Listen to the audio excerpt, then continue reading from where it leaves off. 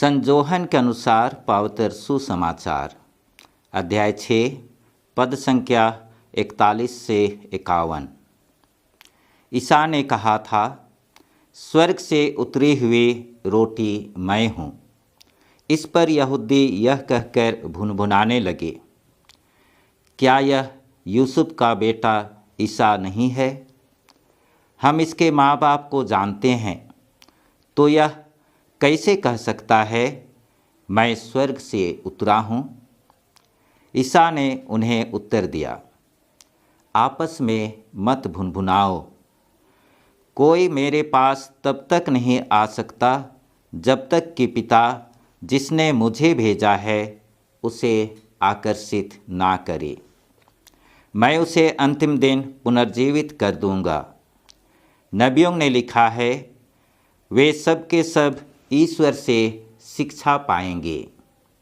जो कोई ईश्वर की शिक्षा सुनता और ग्रहण करता है वह मेरे पास आता है।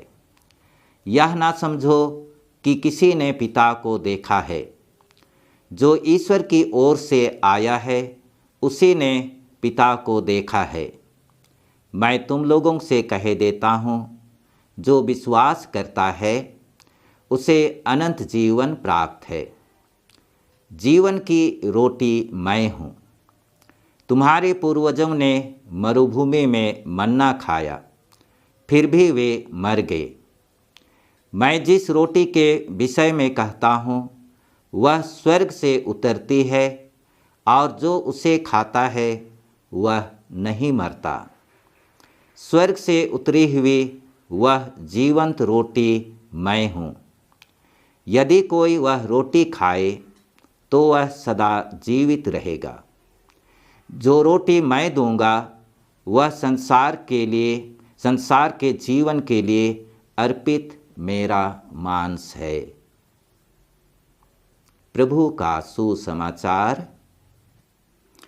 ख्रीस्त में प्यारे भाइयों एवं बहनों, आज वर्ष का 19वां रविवार है। आज के पाठों के द्वारा ईश्वर हमारे लिए संदेश देते हैं। आइए हम इन पाठों पर थोड़ा चिंतन करें।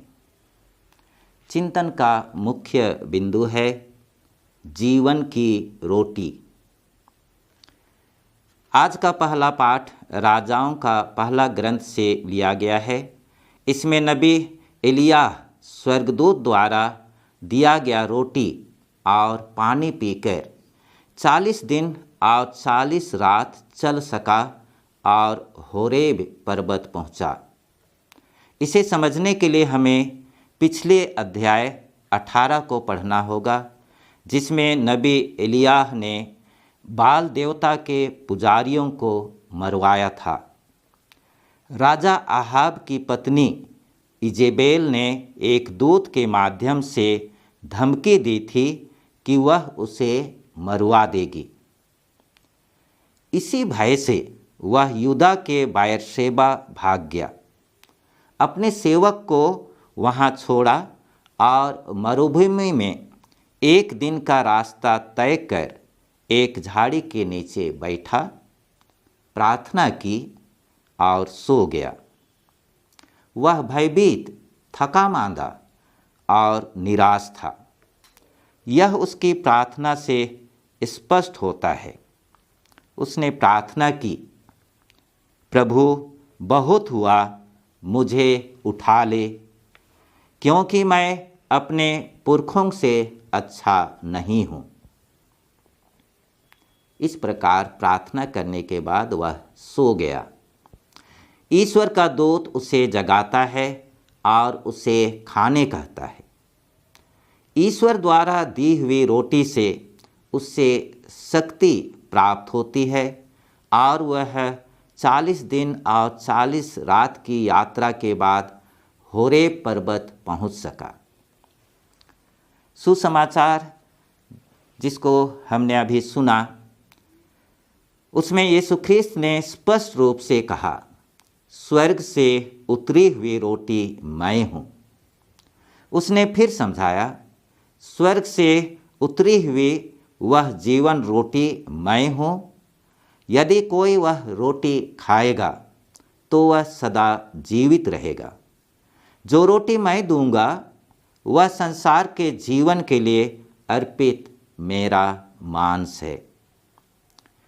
जब यीशु ने खुद को स्वर्ग से उतरी रोटी कहा तो यहूदी भुनभुनाने लगे। यह उनके अविश्वास को दिखाता है।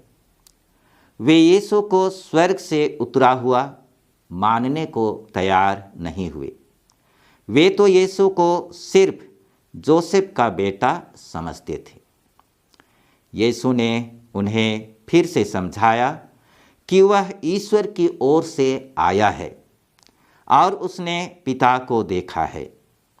जो विश्वास करता है उसे जीवन प्राप्त है।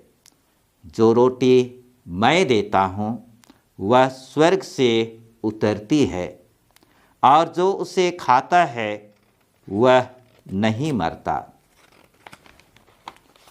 ख्रिस्त में प्यारे भाइयों एवं बहनों, यीशु हमें जीवन देना चाहते हैं और वह भी अनंत जीवन। इसके लिए हमें उसके पास आना होगा, उसमें विश्वास करना होगा। हम उसके पास तब तक नहीं आ सकते जब तक कि पिता हमें आकर्षित ना करे। हमें यहूदियों की तरह अविश्वासी नहीं पर विश्वासी होना होगा। यीशु ने कहा है, जो रोटी मैं दूंगा वह संसार के लिए अर्पित मेरा मांस है। यीशु ने हमारी मुक्ति के लिए, हमें अनंत जीवन देने के लिए अपने को अर्पित कर दिया। पवित्र परम प्रसाद की स्थापना, जिसे हम संत मत्ती अध्याय 26 से 29 पद में पाते हैं। यीशु ने रोटी और दाखरस को अपने शरीर और लोहू में बदल दिया ताकि हम उसे ग्रहण कर सकें और उस आत्मिक आहार से शक्ति पाकर हम अनंत जीवन की ओर आगे बढ़ सकें। संत पौलुस ने एफेसियों को समझाते हुए कहा, जो आज का दूसरा पाठ है, कि पवित्र आत्मा ने मुक्ति के दिन के लिए आप लोगों पर अपनी मुहर लगा दी है।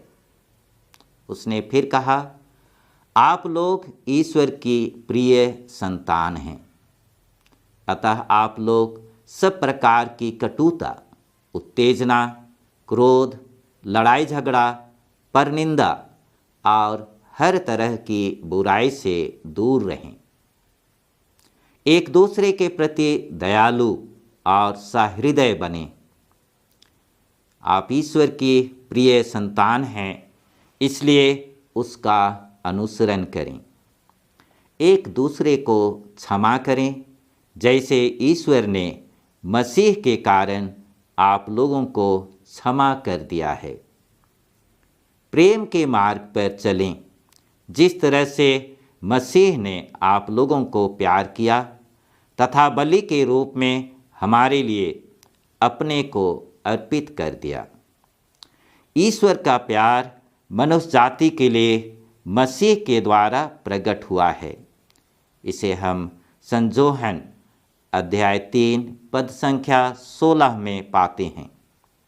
उसमें लिखा है, ईश्वर ने संसार को इतना प्यार किया कि उसने उसके लिए अपने एकलौते पुत्र को अर्पित कर दिया, जिससे जो उसमें विश्वास करता है उसका सर्वनाश ना हो, बल्कि अनंत जीवन प्राप्त हो। इसलिए आइए हम जीवन की रोटी ग्रहण करें, उस पर विश्वास करें, उसकी शिक्षा पर चलें, हर प्रकार की बुराई से दूर रहें ताकि हम अनंत जीवन पा सकें।